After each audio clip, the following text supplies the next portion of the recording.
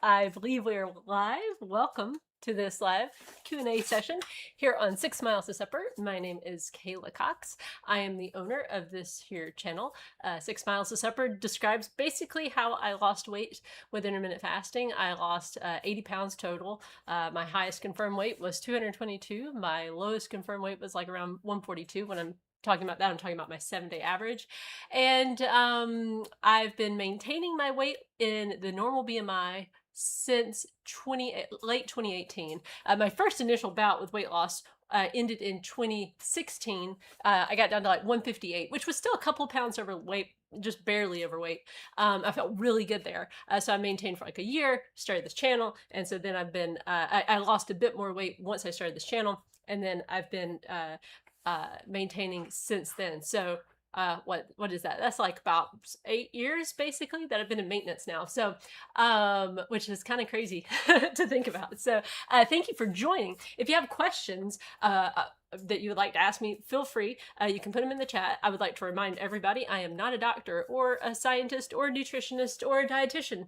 I am just someone who struggled with their weight from the time they were a kid, went on every diet, tried everything, and intermittent fasting just happened to be the plan that really worked well in my life. So I like to share what I do, how I practice it, because I'm a little bit different than other people. I'm a bit more laid back in my approach. I'm a dirty faster, all those kind of things. So anyway, so if you would like to ask your question anonymously, because I know some people don't like to, put their, things in the chat.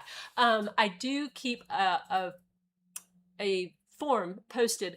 It's a Google form, and I post it. I link to it in the post section of my channel. But also, Jay will put this in the chat.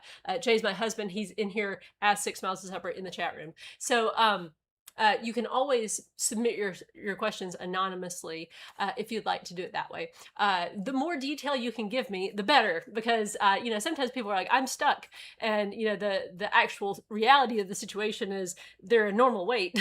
So that's a very different thing than I'm stuck, I'm not losing weight, and I'm obese. I was obese at one point. My highest BMI was, I think, 35.8, 35.6, 35.8. So definitely obese. And so if you have questions, you can put them in the chat. Otherwise, we check that form like 15 minutes before the live starts. So all right, first question comes from Norma Lopez 2856, who's here. Hi, Norma. I fast daily from 7 p.m. to noon the next day, but I just can't seem to hit my calories for the day. Will it stall my weight loss? I seem to get about 900 calories in only. Well, if you're only eating 900 calories, then you're gonna lose really fast, and you'll probably not feel very good. So the thing is, like, eating that many calories, I'm not sure how tall you are or how much you weigh, but like a typical woman, just an average woman, let's call it, 150 pounds. Like if she ate 1,500 calories a day, she would lose weight. I mean, metabolisms are all different and everything, but in general, like like a kind of, it's not a hard and fast rule, because I imagine, if you're very, very short, like if you're a little person, you would probably have different caloric needs, but 1,200 calories is kind of like the minimum across the board that people can eat and still get all the nutrients they need and that kind of a thing. So the thing about calories, like people tend to way underestimate how many calories they're actually eating.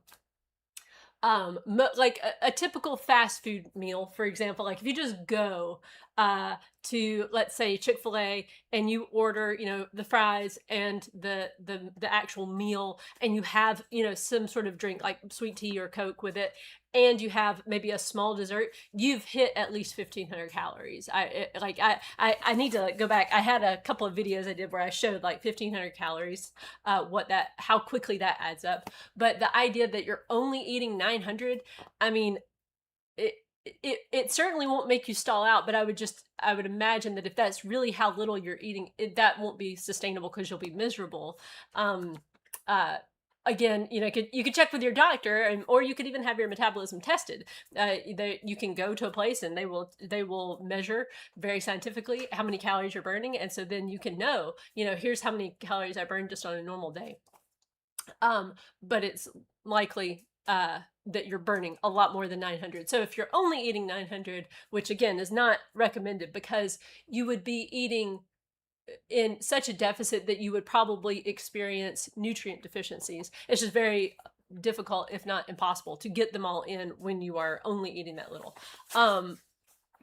But that's just, that would be my, like, I want to stay with this thread a little bit. There's this study that was done, and I do not have the link for it. Jay may be able to find it somewhere, but they did a scientific study, and they asked people, how many calories are you eating, right? Like, how many calories do you think you're eating in a day? And people would say, oh, I'm only eating, X amount of calories. But when the scientists went and measured how many calories they were actually eating, it was something, I want to say it was triple that. I could be wrong. It was a lot. People are far, far off in their estimations. Calories add up so quickly. Like, it's just, it's so easy to eat too many. And so, like, a big issue a lot of people have, and I was certainly guilty of this too. When I was obese, I would tell people I don't really eat that much food. Like, it was kind of like a mystery to me. Like, how am I obese? Because I really don't eat that much. There's no way that I'm eating enough calories, like what they would say, what they would say I'm eating. Like, there's no way. But I knew about calories. Like, I had grown up with my mom's calorie book, like back in the day in the 90s, you had this big thick book, and it had all the calorie counts of all the foods. And so I would look through that book, and so I knew what calories were. I just didn't understand. The disconnect for me was I didn't understand how many I was eating, how quickly they were really adding up when I really started to pay attention. Because when I was obese, I was just kind of a grazer. I was also a fast eater. And I also tend to get lost in my own thoughts. And so then eating just like, not really thinking about what I'm eating, not really paying attention to how much I'm eating. And then, well, I'm obese. How am I obese? It's because of all the food I'm eating that I'm just not aware of. So one thing that can help, like, if you really think you're eating 900 but the scale is not moving down, then that would indicate that you're not actually eating 900, that you're eating probably just more. Tracking your calories just for a couple of days, just, like 2 or 3 days, just keeping a food journal. I don't like this for the long term. This kind of thing that I'm about to tell you about, it drives me crazy. But it can be helpful to do just for a couple of days. Write down every time you eat, write down how much you eat, what you ate, and then go look up the calorie counts and be accurate with it. Let's see. All right. Okay. Participants in that study that I was talking about, participants did, okay, they underreported their actual food intake by about 47%. So in other words, they thought they were consuming about 1,000 calories a day, and they were actually consuming about 2,000 calories a day. Okay. So wait, that doesn't math, does it? Let's see. Oh. No, that would be 47, half of that. No, that would be 1,500. It's an AI thing that he's chatting with right now. I don't think that math is actually correct. Okay, well, anyway, maybe he can link to the actual study and you guys can look at it. But the point is, it is just so easy to not really know until you actually have to start writing it down. And what you may find, like I found, because I did keep a food journal for a little while let's see, was that 20? I think that was in 2015. 2015, I really did not lose much weight. But that year I was really trying to figure out, like, why am I obese? And by keeping a food journal, I realized, like, oh, it's because I'm eating a lot of food. And so by counting and being really precise, because like there are some little things that if you guess wrong, you can really get your calorie counts off. So for example, peanut butter. Peanut butter is such a tricky one because it's like barely any, and you've got like 200 calories there. It's ridiculous. It's like if you were to just eat, like an apple with peanut butter, you could so easily be eating 300-400 calories just like that. Okay. 47% is the correct percentage. Okay. So AI did the math. AI mathed wrong. Shocker. 47%. Yeah. Okay. All right. But yeah, they also did they over-report how much they were moving to? They over-reported by 51% how much they were moving. Yeah. Okay. So they over-reported by 50 to 75% how much they were moving, and under-reported how much they were eating. It's not because they're lying. It's because they really do think like I'm moving a lot and I'm not eating very much. And this is why being overweight can seem like such a mystery. I was certainly there. But if you just keep a food journal, it's a great way to just calibrate just for a couple of days, just to kind of see. You might find that you start changing your behavior just because you're keeping the food journal, and just becoming self-aware, just learning how to observe yourself non-judgmentally. It was very helpful for me on the weight loss journey to start doing that, to really to pretend like someone's just watching me with a camera, and they're just they're recording me. If I were to go back and review those tapes, what would I really see? And so I learned about myself, when I did that. I'm pretty sedentary. I am a sitter. I really am. I love to sit. I love to sit and read and draw and write and be on the computer, write programming stuff. Like I do a lot of things that are sedentary. I'm not the type of person that's just always up moving around.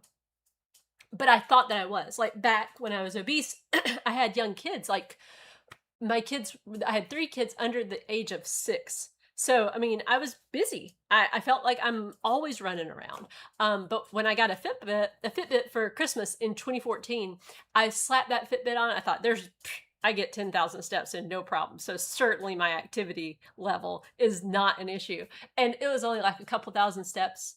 And I wore it for a few more days thinking, oh, well, that was, it's the holidays. That's why. I had to really understand that I need to make an effort in order to be active. I have to think about it. I have to get up and move around. And the Fitbit was fabulous for that. I love Fitbits. I don't currently use a Fitbit. I use this. This is a Casio G-Shock with a step tracker in it. Not all G-Shocks have a step tracker, but I love this thing. It has a 5-year battery, so I never have to charge it, and it's got Bluetooth. So it will push my step count to my device when I remember to keep it hooked up. I don't really care about that, but it's just something to know, if you do care about it. It's not.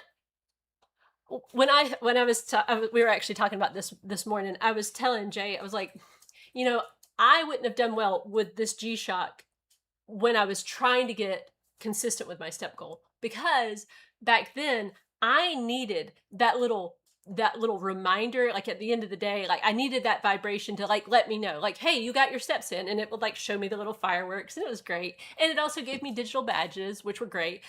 Okay, Casio has this badge system, which I'm sorry, it makes no sense at all. I think I have all the badges at this point, and I have no idea how I earned them. It was a good idea, but the execution of it, I think they just need to work out the bugs. So if you get it thinking, oh, it's going to have badges, it does.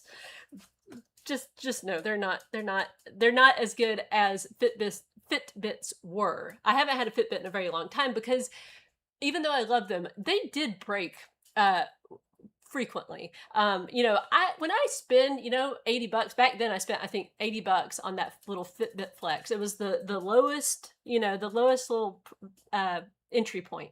And it didn't last very long. I mean, maybe a couple of years. And I felt like, man, a thing should last. This Casio, though, I've had it now, gosh, several years, 3 or 4 years at this point. And it is so tough. I can't tell you how many times I have whacked my wrist on the door frame, because I do that. Like, I'm always hitting my wrist on the door frame, walking through things. I don't know.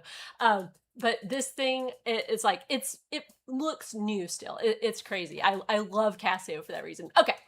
Next question.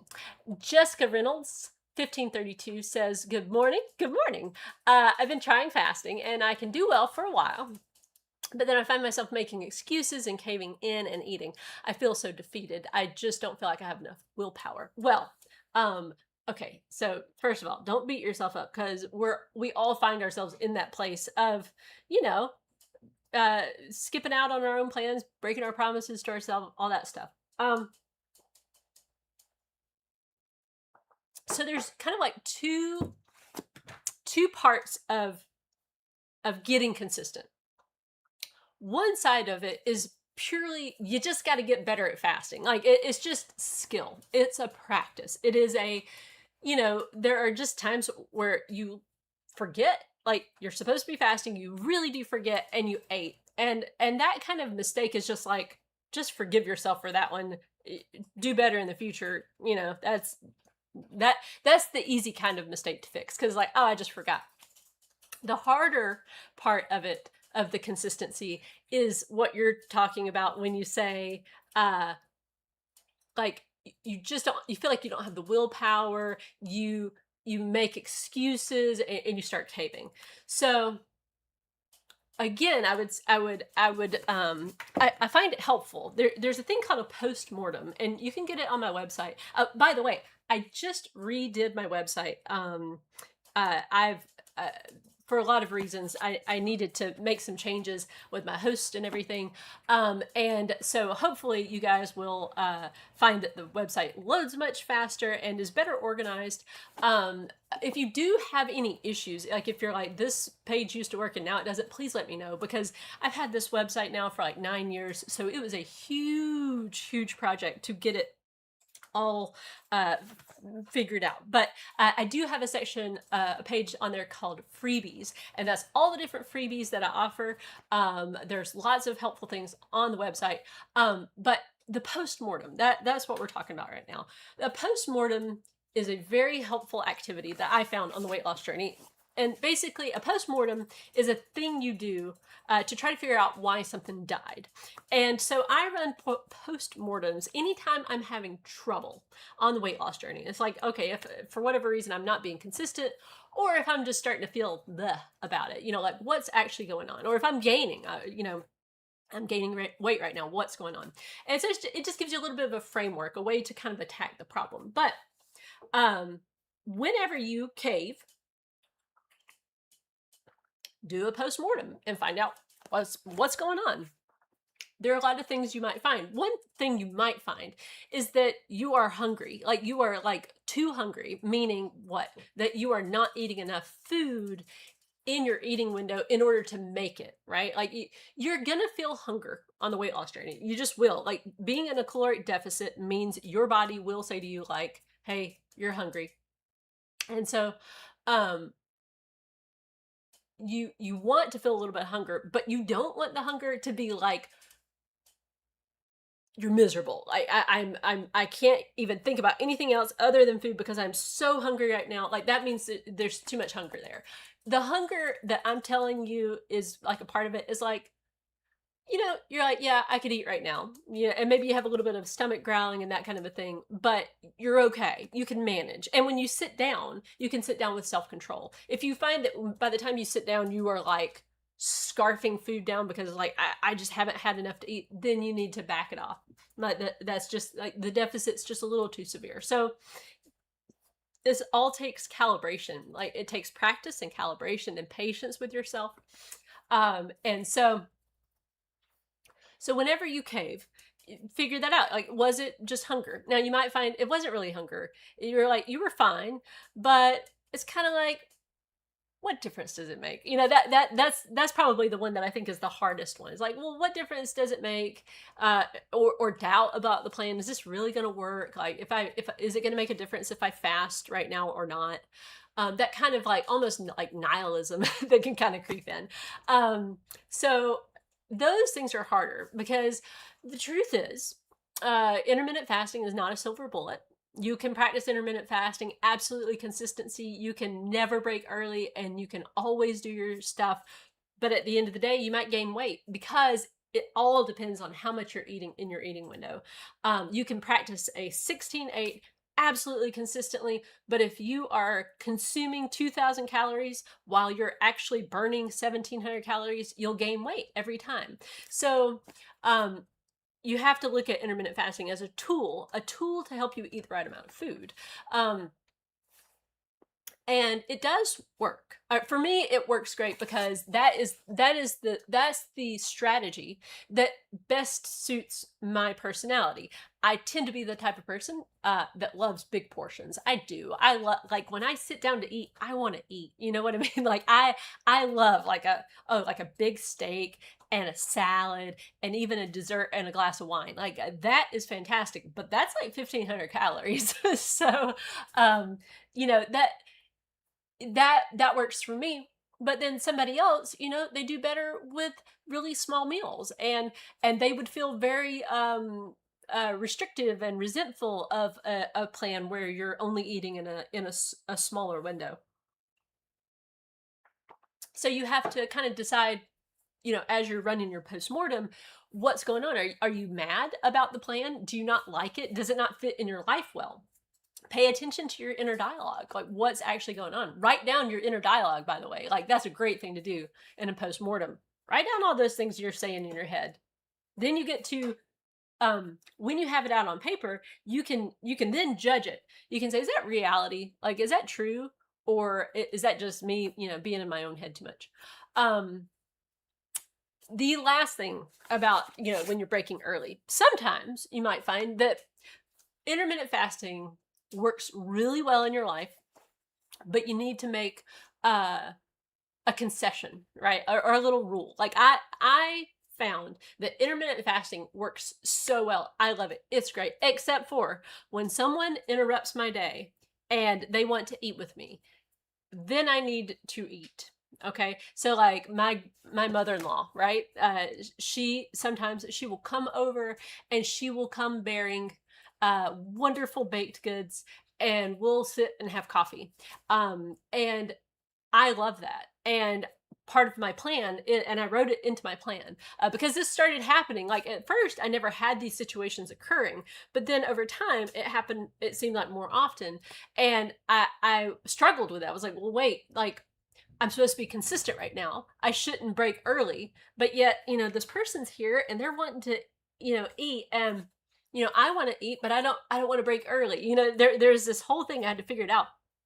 So I decided, what's more important to me? Okay, like what's my hierarchy? And my hierarchy is like God's the most important thing, and then below that is like my family and my relationships, and then it is consistency with my plan. I mean, maybe consistency with my plan is even lower than that, but the point is like what when those two conflict, when the plan and a higher thing conflicts, I go with the higher thing, with the understanding with myself that, okay, like let's say my rule is, and this is my rule, if someone comes over and they are, they bring food, or like they invite me to a place and there's going to be food there, part of the thing that we're doing is eating.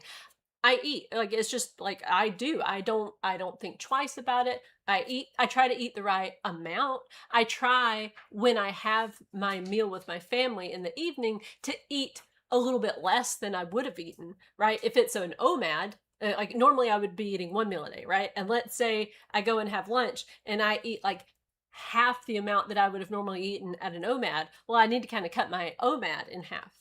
And that's fuzzy math, right? Like it's like you're guessing, and I do guess, but I would rather do it that way. I decided for myself I would rather do it that way, even if that meant maintaining at a higher weight, or even like gaining weight in the short term until I can figure out how to like calibrate this so that on those days I'm eating the right amount. I'd rather do it that way because relationships are more important than consistency with my plan per se. So hopefully that makes sense. Okay.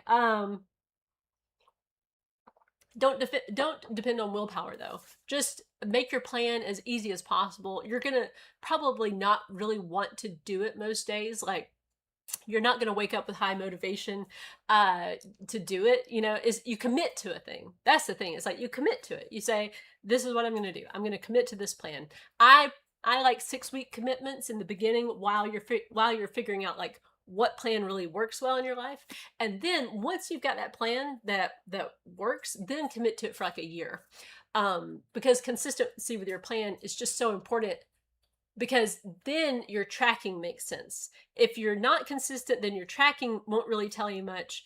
Tracking like your weight won't really tell you much, because then you don't really know, is it, the consistency with the plan's the problem, or, what is it?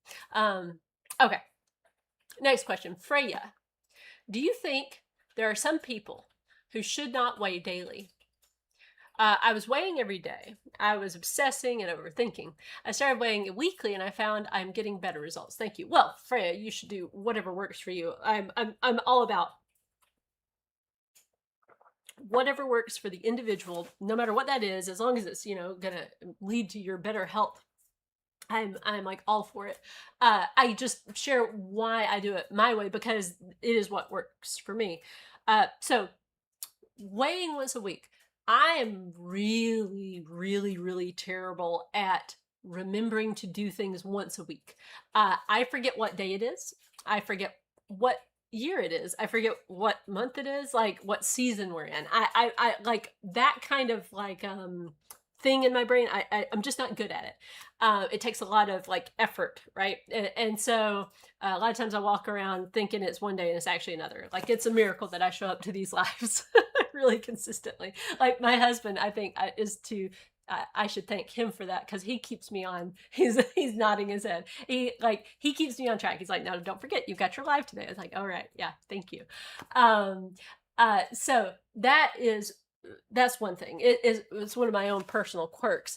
Another thing is weighing every day.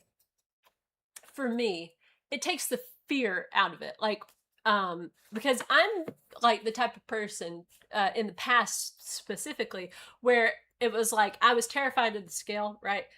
So the first day I got back on the scale after years and years and years, it was really, really scary. But then, because I just decided to weigh daily, it quickly became a daily habit that was like, it's just part of my routine. It's like brushing my teeth, flossing my teeth, not things that I particularly love to do or look forward to doing, but I do them. And it's a part of what I do. So it's just daily. I can be consistent with that. If too much time passes, but some people also start to feel scared of what's that number going to do, right? Because you have like a couple of days where it's like, ooh, maybe I'm overeating and I'm not, like, was I emotionally eating there, or, what's going on? And to wait a whole week, just the fear could build up, and then it would be very easy for me to push it off further. Like, let's just, let's wait. Like, maybe I should try to be on plan really strictly for a week, and then I'll weigh. Like, I'm bad about that kind of like justification in my head. And so just weighing every day, it just takes the it's just like one less thing to think about. It's like I do that. I mean, when I go on vacation, right, I don't have a scale with me, so that's a little experiment in what do I do, right? When I come back from vacation, I weigh. Next morning, I get on the scale, I weigh. I'm right back in my routine. But I will tell you, like, I don't like that feeling of not knowing.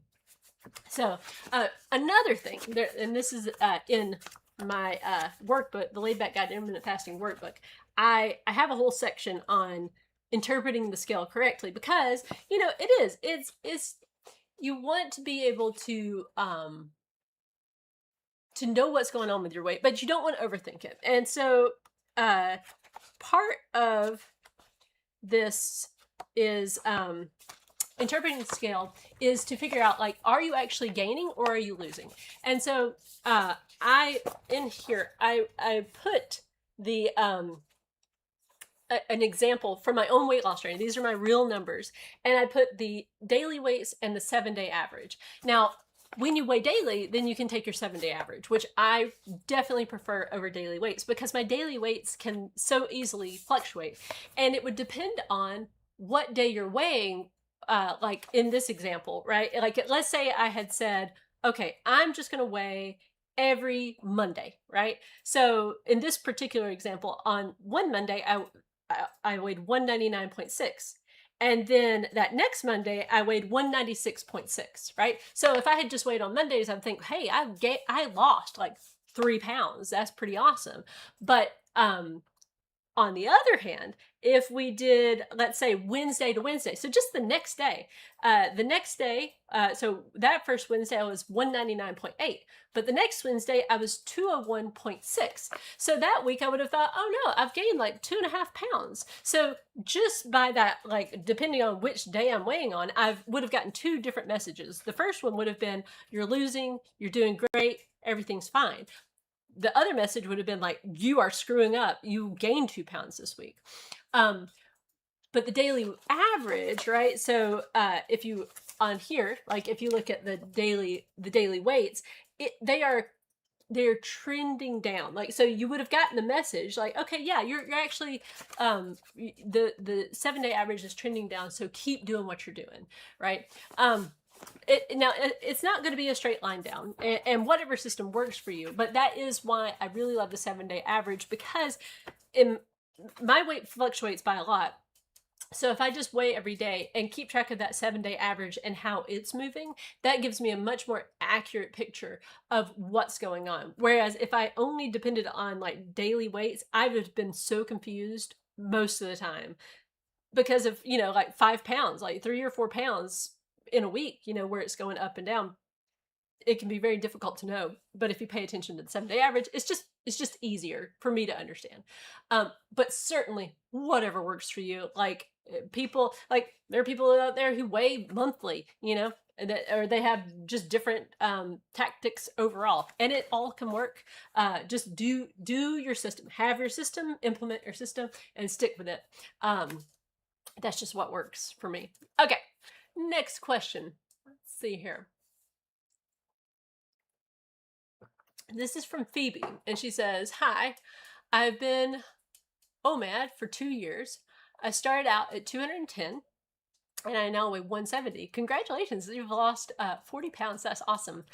My doctor would like me to like me to get to 150.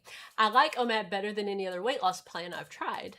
I have done several other weight loss plans, but I always gain the weight back due to food restriction. I am 5'5". I've been 170 for about 5 months. Congratulations for keeping the weight off for 5 months. That's awesome. I wear a size 12. I actually feel good at 170 because I can eat what I want in moderation. I'm active in sports. I swim, I do Pilates, jazzercise. Wow, you are very active. My doctor still wants me to lose 20 pounds.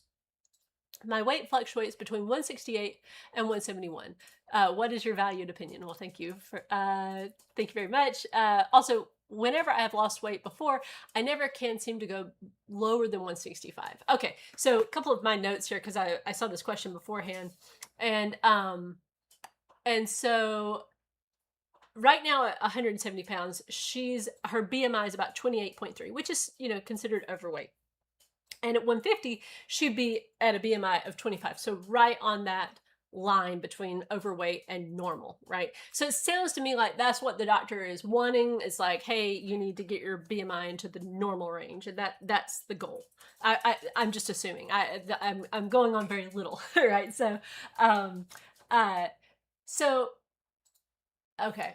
Again, I'm not a doctor. Okay, so here's I will tell you my opinions. But my first opinion would be this: like, ask your doctor why. Like, what's the benefit? Show me the science that you're looking at, and show me, particularly in my situation, why you say that I need to lose 20 more pounds. What is it specifically that's going on? Now, I like to look at the U-shaped graph. I feel like that U-shaped graph, and I know that statistics can be misleading and everything, but the U-shaped graph, it reflects what I experienced on the weight loss journey as far as just how I was feeling health-wise. So the U-shaped graph shows, and maybe Jay, you can show the U-shaped graph. It shows all-cause mortality, and they plotted on that BMI. So what they found was when they looked at, like, okay, when people die, what is their BMI? And like let's just see if there's any kind of relationship. And so at the extreme ends, being either very underweight or very overweight, mortality is a lot higher. But then you can see that, okay, when you go from being obese down to like a normal, like just in the middle of the overweight range, there is a significant reduction in mortality. But then when you go from overweight, like that middle of the overweight till about the middle of normal weight, there's really not a significant difference in mortality, meaning dying from any cause. And then after you get down, once you start going further down into the normal BMI and get into underweight, it hockey sticks back up the other way. So in other words, the mortality risk increases. So that makes sense to me. Because what I found was, like, when I was obese, I did not feel healthy. I felt, just like, I don't know how else to describe it other than I didn't feel good. Heart rate, when I was just sitting there would be higher than I felt like it needed to be. I noticed I was like breathing, like just, it was harder to just sit there and breathe, I would be breathing heavier than I needed to be. And and because throughout my life I've been at either a normal weight or overweight or obese, right? And when I was in my late 20s, that was when I was obese, and I was like, this is not good. Like, there's a difference in my experience between being obese and being just overweight. When you're just overweight, it's like, it feels more like vanity, like, it's like, yeah, I mean, the jeans, the muffin top, all that stuff. That can be the thing that you're annoyed by with being overweight. But once you get into obesity, then it's like, oh, it's like my body's really struggling. Like, I would lay flat on my back when I was obese. I was like, I cannot breathe well. Like, the weight from my body was like too much for my body. And so I was like, okay, I need to change this. This was, and I noticed, like, when I look at that U-shaped graph, I'm like, yeah, that's exactly what it felt like. It was like there was a big decrease or a big increase in what I felt like my health was doing when I got down near a normal BMI, even into that mid range of overweight. Like, I would say for me about 170, that or even in the mid 170s, I was feeling a lot better, like a lot better, just more energy, just feeling good. Um, so so I would push back, well, your doctor, if you've got a good one, first of all, if you don't like your doctor or if you don't trust your doctor, then you should get a second opinion. But I mean, there is, like, if you look at that graph, and so just to kind of like put your numbers with that graph. So right now you're at a 28.3. So you're just like a little bit outside of that range where there's, not a significant reduction in mortality. So there is still, like, you could still, I think, by looking at that graph, you'd still benefit from getting a little bit more weight off if you want to. But maybe your doctor can explain in your particular case, like, well, given your, this kind of history that you have or something like that, this could really help you. But I would, ask him for actual hard data and numbers. And just say, like, okay, if I don't, like, let's just say I decide I just want to maintain here because this is something I actually can maintain. And I feel like if I try to go any lower than this, I'm going to feel too restricted and I'll end up gaining the weight back and being obese. So, but maybe if you could give me some real clear data, then maybe I could, change my mind a little bit. That would be the conversation I would have. It's ultimately your decision, though. That's always an important thing. Trust your. I mean, I'm more of the opinion of trust yourself over what maybe some doctors might tell you.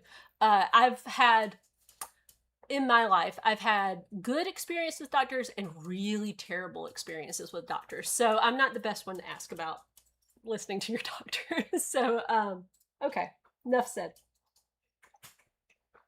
All right. What are you pointing at, Jay? This live question. Okay, Maria Velasquez, 3272. Hi there. Says, should I be forcing myself to eat more if some days I get full on low calories, or do I just eat more the next day if my body asks for it and the next day to make up for it? I would go based on what your body is telling you it needs. Some days you might find that you're just not as hungry. It's possible that you've eaten more than you really think you have, right? Like, it's like, wow, I'm really not hungry. I wouldn't force yourself to eat more, listen to your body. We're going to assume, right, that you're not underweight. Like, I always get worried because I don't know people's situations. I don't see your all your faces or anything. And I do worry sometimes that people might be in the comment or in the chat and they really don't have a weight problem, but they really think they do have a weight problem and they're not eating enough. I never would want to give bad advice. So if you are overweight, though, if you're overweight, like, so your BMI is in the overweight or obese range, you're going to be fine. Like being a little bit low calorie one day, your body will, okay, she's not underweight. Okay. You're not underweight. Good on you. Okay. So yeah, just listen to your body. Pay attention to what the scale's doing. I mean, the scale's going to let you know when something is not quite right over time. So I like to look at the 7-day average. How is it trending over 6 weeks of time? If over that 6 weeks of time, you're just flatlining, right? Your weight's not doing anything. It means that the amount that you're eating overall is in a maintenance range. So in other words, like, you're not losing, you're not gaining. And if you're wanting to just maintain, that's exactly where you want to be. I don't know if you're trying to lose or if you're trying to maintain, but if you're staying where you're at, then I would say just do whatever. I mean, there are days where I feel hungrier and there are days where I don't feel so hungry, and I just obey that. In your cycle, if you still have your cycle, that's another factor. Like, my appetite definitely increases during the period time, but then other parts of the month is like, I hardly need food is what it feels like, so I pay attention to that. I try to, like, during the period time, I will eat a bit more and not feel guilty about it. And then in the times where I'm, not feeling so hungry, I'll just eat less and not feel worried about that either. Just listen. Okay. So she's trying to lose weight right now. So yeah, you're, from the day to day, like, I try not to overthink that, right? Like, your body's really good at getting the calories it needs. Like, it will cue you to eat more. If you underdo it, one day and it's like, it's really wasn't enough calories, the next day you're going to feel hungrier. I mean, our bodies are pretty amazing. They're really good at telling you what they need and getting you to do that thing. Unfortunately, one of the things it wants is for you to be a little bit, overweight. Like, it's like, there may be a famine. You never know. Like, let's just prepare for it. So it'll cue you to eat a little bit more than you need to eat so that you'll put on some weight. But we live in a culture, at least in America, of abundance. Like, we have so much food, so much extra food, so many easy, convenient calories. I mean, you don't even have to go to the grocery store anymore. If you want to, and you've got the funds to, you can, get on your phone. You don't even have to get off the couch. Basically, you can just order food. They will bring it to your door. And I mean, if you really wanted to, you get your kids to answer the door and bring it to you. I mean, like, we live in an age where it's very easy to get calories with very little effort. I mean, even like with the government programs we have, it's like there's an abundance. Even if you don't have a lot of money, you could get food for, with various programs, SNAP and stuff like that. So the point is, because we have that abundance, then obesity is now our crisis, which it's a good problem to have, in my humble opinion. There are still people in the world who are starving to death, and seeing those pictures and knowing those stories makes you really appreciate America and the abundance. And so, but you kind of have to know that, like, okay, my body's gonna try to, like, protect me against famine, and that's not our issue. Our issue is overabundance. So you kind of have to just, kind of listen to your body, but then kind of ignore it a little bit when it comes to trying to get you to overeat. You know what I mean? So, but just keep going with what you're doing. And really the main thing is it's not so much the day to day, right? You're gonna have days where it's like you went to a wedding and you had cake and you had all this food and it was great and you were in a surplus that day. But then the next day you didn't eat that much because, man, you ate a whole lot the day before. And then, over that week, let's say you might be in a great deficit. It was just you had one day where you were in a surplus and the rest of them were, either balanced or caloric deficits. I don't think it's a important or a good idea to really overthink it. Just, overall, is the scale doing what you're wanting it to do?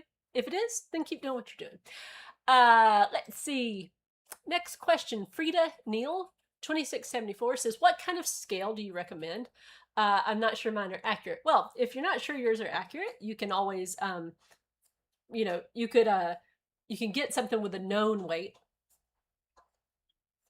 like a barbell, right?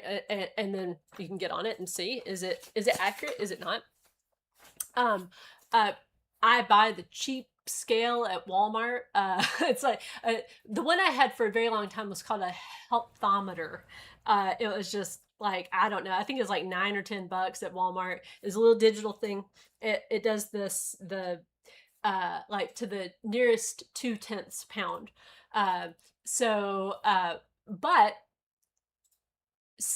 a very sweet viewer of like years ago, this was like, gosh, it's been probably 5 or 6 years ago, sent me like an Amazon gift card, which was so awesome. And no, or they wanted, I can't remember now, maybe they sent me the scale or maybe they sent me a gift card. Regardless, they wanted me to get this particular kind of scale. So this scale that I have, it's oh gosh, now I cannot remember. I can't remember what scale I have now. It's got a mountain on it. But anyway, the point is, all I use it for, it has other capabilities. Like the thing I use it for is just that number. I press, like I get on the scale and it shows me the weight and I'm done. But it does have the ability to fit index. Haha, I remembered. Fit index is the name of the scale. But it has the ability to connect to your phone, to an app, the Fit Index app on the phone, and it will like connect via, I can't remember if it's by Wi-Fi or Bluetooth now, but I think it's Bluetooth. But it will tell you other things like your muscle mass and water weight and stuff like that, your fat percentages and all that stuff. Like that's in theory what it's supposed to do. Now, it's $20. So I mean, like it's I have had that scale since January 3rd, 2024. That viewer was so sweet. I think it was like a Christmas gift. But in full disclosure, I do not use the app. I built this little thing, which is a Telegram bot. And so what I do is I get on the scale, I look at that number, and then I send a Telegram message to my bot, and then it puts that number into my into a CSV file, which is my weight tracking spreadsheet, and then it will text me back immediately my rolling 7-day average. So, which I did that a few months ago with the help of AI. As much as I like to make fun of AI, it can be useful for some things. Anyway, I've been testing that out because I like all the apps out there, they leave something to be desired for me. Like they're like trying to get one that will show you your rolling 7-day average. I cannot find one that will do that. And so I was like, well, I'll just build it myself with AI. So anyway, the thing, and you might wonder, why don't I care about the fat percentage and all that? My understanding is that even these days, I look this up every about 6 months or a year. I Google it because I'm like, are we there yet? And so far, the like home scales just do not have the accuracy when it comes to fat percentages and things like that. So like if you're like, oh, but it's gonna tell me, like, is that water weight? Probably not. It's really just not gonna tell you. It's not that accurate. Um, as far as like telling you those percentages, still the gold standard I think is DEXA, which is like hundreds of dollars. But that'll tell you like how much of your mass is fat, and which is, you know, muscle and all that. So I don't pay, I don't pay attention to it. I just like, if I have a big increase, I'm like, that's water. You know, because it usually is. You do have to be careful. Like, you don't want to always write it off as water weight. But if it's a jump overnight of like 3 or 4 pounds, is probably water weight. Um, so so yeah, healthometer, scale, or what was it, fit index. Those are two that I've used wow, a lot, because it's every single day, and I've been weighing every single day now for 11 and a half years. So is that right? Wow. Yeah, that's right. 11 and a half years. So yeah, it's a lot of wear and tear on those things, but they've worked great. That first healthometer lasted years and years and years, and then the thing with that healthometer was like, when I tried to change the battery, like the wire broke inside of it. I was like, okay, great. So then there was some sort of weird thing that happened with the wire. But the scale fit, I've not, or fit index, I haven't had any problems with it. Next question. Do you have aches and pains and ailments that went away, or did you just lose the weight and still have pain? Or did you notice pain more with certain foods? So one thing I noticed when I was obese was I had a lot of back pain. I mean, a lot. I mean, my lower right back. Oh my gosh. Like, I was always miserable. And losing weight did help, I think, with that. Although it could have just been stress reduction. It could have been getting my life in order better. I mean, it's hard to know. There's so many things that may happen as a result of losing weight. It's hard to know. Is it just the weight, or is it all the different things? Is it the walking 6 miles a day, that being active consistently? I think it's all of that. I certainly experience less pain now than I did that back then. Oh, another big one for me was when I was obese and trying to be active, I had plantar fasciitis, which if you've never had that, it burns like fire. It's like the arch of your foot is like in so much pain, and it hurts so much, and you're trying to be active and it feels like you're being punished for trying to be active. But that was one. I have not had plantar fasciitis since I lost the weight.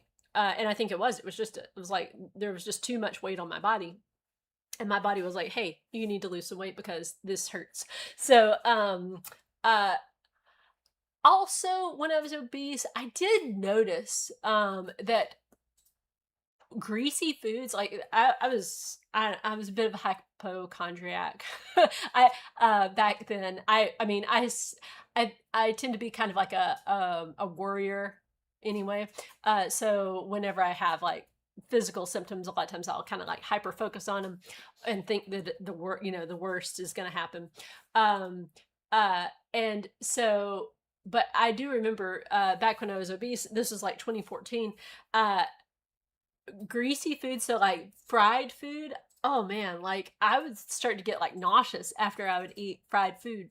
And that was weird. I was like, I don't even know what's going on. I still don't know what that was. I kind of chalk it up now to probably I was just eating too fast and too much. And my body was trying to say like, hey, you're eating too fast and too much, so let's slow it down and maybe lose some weight. So because now I don't experience that anymore. Let's see, aches, pains, ailments. There weren't like, that is one thing. Like, some people, they try to claim like, oh man, once I started doing intermittent fasting, my allergies went away. I like don't have acne anymore. You know, like all the things. And I still have, my allergies. Seasonal allergies are just as bad or worse. I've got all sorts of allergies, like it's called like oral allergy syndrome, but there's lots of different foods that make my ears itch and my throat itch. And so I still eat those foods. I just, it's like, well, I'm kind of allergic, but I still kind of eat them. But intermittent fasting didn't cure it. I still get zits. I don't, it didn't like clear up my skin or anything. Um, uh, yeah. So I, I have just, since about December of last year, I have been dealing with some reflux, which I'm sure people would be like, oh, you eat, one meal a day and you're drinking coffee, so you should stop that. And I'm sorry, that's not it, because I've done this for a long time. But there have been stressful things that I am chalking that up to. Just lots and lots of things. My son, he's an adult now, and so he moved out, so that's like one thing. There's been other situations, things that I can't really speak to right now, just because it's other people. Other people, I can't really tell their stories, even though it maybe affects my weight loss journey. But just know, like, there are things. I'm not worried about it. I've got a wedge pillow, and that seems to be working out. Oh my gosh, I love that wedge pillow. By the way, if like, even if I didn't have reflux, I would want to have that wedge pillow, because like you can flip it different ways. Like in bed at night when I want to read, I can flip it up one way, and then when I want to sleep, I do it the other way. It's great. Anyway, okay, next question. Jose Duarte 592 on the live. Hello. Is it okay to eat 5 eggs per day for good protein intake during OMAD? I mean, I don't have anything against eggs. Like, I grew up on a chicken farm, so we had eggs all the time when I was growing up. They were free. So don't tell the egg company that, but they were free. And so I love eggs. I'm not afraid of them. I mean, some people, I don't know. This is an example of how things change. When I was a kid, I was like, oh, eggs are great. And then it was like, whoa, eggs are so bad for your cholesterol. And then it was like, oh no, they're actually really important. It's good. And then I don't know where we stand now on eggs. Like, the scientific community, like, do we have a consensus? I don't know. I just eat the food. I'm not worried about it.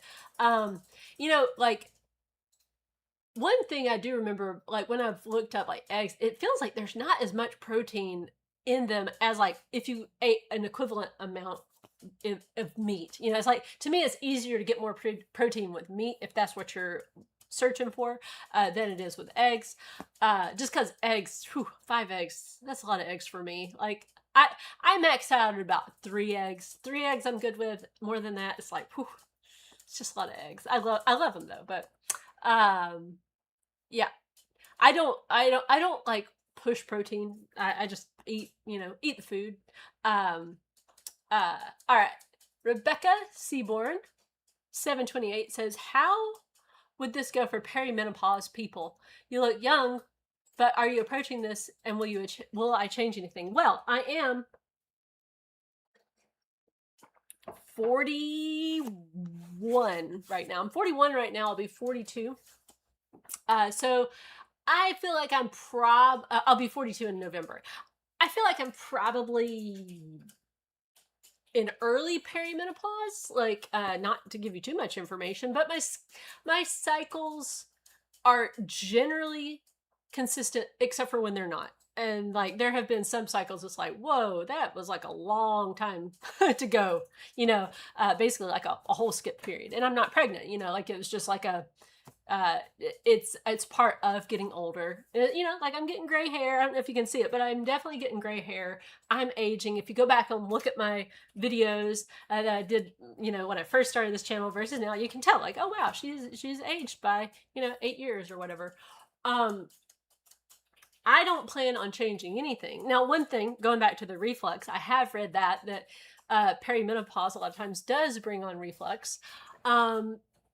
I'm still sticking with, I think that it's stress, but I could be wrong. I don't plan to change anything. I'm always open to change. Like, if it were to happen where it's like, hey, this way you've been doing everything, like, you got to change it because you're gonna feel bad. Like, your health is gonna degrade if you don't make these changes. I would do my best to make any needed changes. But I wait wait to worry on that. Like I wait until there's an actual problem, and then I say, okay, what's the actual solution? So like with the reflux, right? I've got reflux. I mean, it's not super duper bad, but I do like. So I'm trying to take action on that. It's like, okay, well, what's actually causing it?